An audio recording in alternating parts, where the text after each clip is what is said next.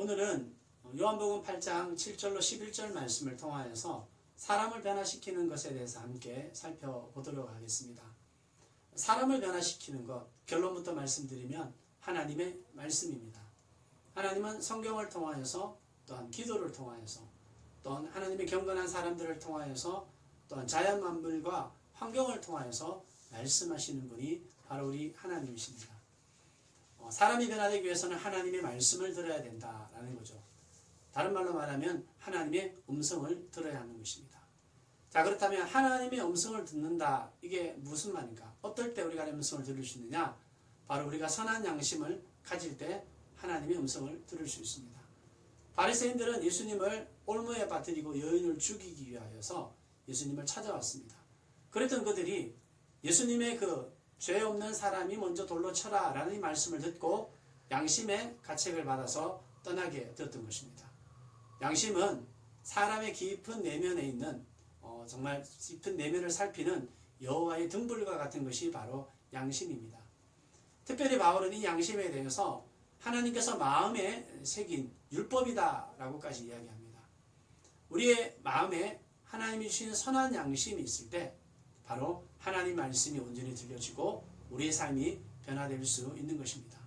자, 그렇다면 우리가 선한 양심의 하나님의 말씀을 들었다면 어떻게 해야 되느냐? 바로 자신의 죄를 직시해야 된다라는 거죠. 예수님께서 나도 너를 정죄하지 않겠다, 다시는 죄를 짓지 말라라고 말씀하셨을 때 분명히 그 여인은 자신의 죄를 돌아보고 자신의 변화된 삶을 갈망을 했을 것입니다. 이렇게 정죄가 사람을 변화시키는 것이 아니라 따뜻한 사랑의 그 말 한마디가 결국 사람을 변화시킨다라는 것입니다. 그럴 때 내 죄가 무엇인지, 나의 잘못이 무엇인지를 보게 되는 것입니다. 그런데 많은 사람들이 변화되는 삶을 원합니다. 하지만 변화된 삶을 갈망하기는 갈망하지만 전혀 변화의 삶을 위하여 노력하지 않는다면 결코 그 사람도 변화의 삶을 살 수 없는 것입니다.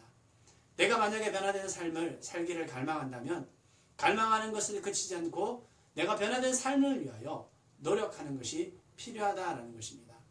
이 여인은 예수님의 그 죄사함의 용서를 받고 아마 평생 주님의 그 사랑과 긍휼과 은민의 그 눈을 잊지 못했을 것입니다. 평생 그는 그 예수님을 위하여서 분명히 변화된 삶을 살았을 것입니다. 여러분, 우리들은 하나님의 말씀을 통하여서 우리 삶이 변화되는 것을 함께 살펴보았습니다. 우리는 선한 양심을 가져야 되고 또한 우리가 정말 하나님의 말씀을 들었다면 그 죄에 대해서 네 자신의 죄를 직시하고 거기에서 그치는 것이 아니라 정말 말씀대로 살아가는 노력, 이것이 결국 우리의 삶을 변화시킨다는 사실을 기억하고 이번 한 주간도 정말 변화된 삶으로 살아가는 저와 여러분 되시기를 주님의 이름으로 축원합니다.